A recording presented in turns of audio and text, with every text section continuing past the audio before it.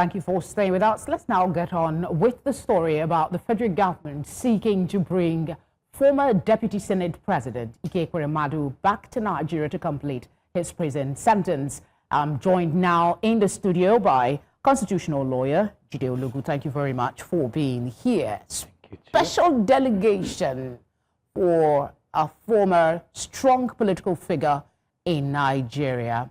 Why now? What are your thoughts about this move by the federal government? I think the federal government should have considered some variables before deciding that it should be now. But what we know is that there was this agreement signed in January 2014 between the UK and Nigeria on prisoners exchange. You know, coming out of the communique that marked the meeting of the former president Dr. Goodluck Ebele Jonathan and David Cameron in 2011. And by virtue of that agreement, there can be exchanges of prisoners. And diplomatically, Nigeria is engaging with the UK. And then when the prosecution was on, shortly before the conviction, there were efforts by the National Assembly in Nigeria, by ECOWAS and Chief Olusegun Obasanjo to plead for leniency from the UK, but the UK insisted that no, we have zero tolerance for organ harvesting and modern slavery, and proceeded to convict him and the wife for those crimes, and of course the legal counsel also.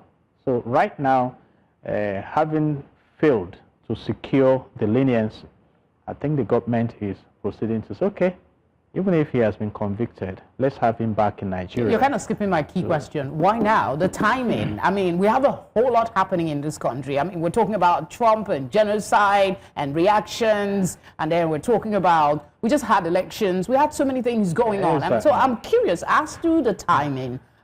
We know that there is an agreement of prisoner transfer, but we'll talk about that. But I just want to hear your thoughts about. I'm not in the Federal Executive Council, but I will speak as a public relations practitioner that the timing may be suspicious because, like you rightly mentioned, right now there are bigger issues confronting Nigeria, the allegation of genocide against Christians, the need for us to move against insecurity in the land, and other pressing issues, and the fact that some citizens are beginning to complain that this government may be more interested in politics than in governance. So some suspect that the zeal of the government is toward securing victory for the president in year 2027. And politically speaking, Ekweremadu remains a political figure in Nigeria to reckon with. So some may say that it may be more political than okay, what are the typical conditions for this transfer? Does he meet it, and will his political status influence the decision? You said earlier that he pleaded for a leniency, and that didn't happen, but do you think that will work now? You see, peeping into the mindset of the UK, his political status in Nigeria may not influence his release. But when you look at the protocols of the prisoners' exchange agreement, there must be the consent of the state seeking the release, talking about Nigeria now.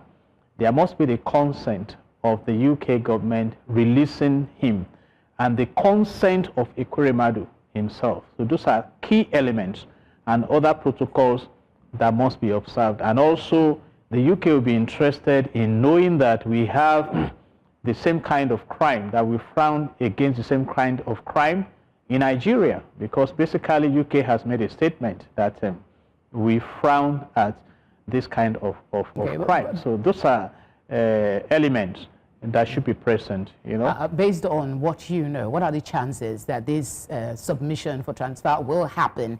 And on the flip side of that, what kind of message do you think this move is sending to not just Nigerians, but the global community about accountability and fairness in international justice? What I think is that UK has made a statement that we frown at this crime.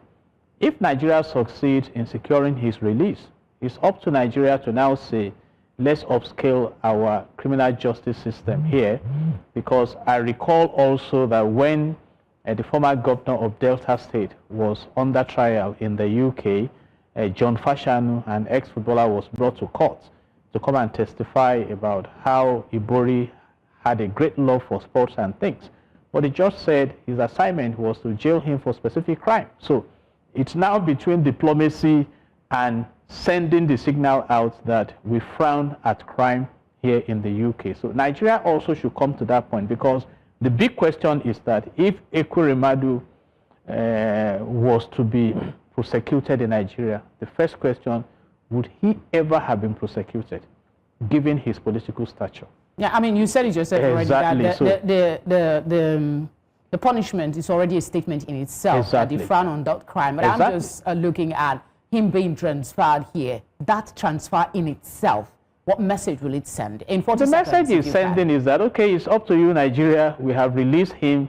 It's either he continues, because that is one of the conditions, that he will continue the sentence, and we may decide to pardon him even in the aircraft before he lands. I mean, we've had instances where some have been convicted in Nigeria and they got state pardon with the consent of the Council of State. So the big question is that what is our position concerning fighting crime in Nigeria? And the UK will leave us to that. They have stated that they do not tolerate crime in their community. So, and I think that's a lesson we should learn. But by and large, right now in the public space, some may have the perception that the government is not serious about the situations confronting us, and they are now making a political move to get a politician out of the UK prison.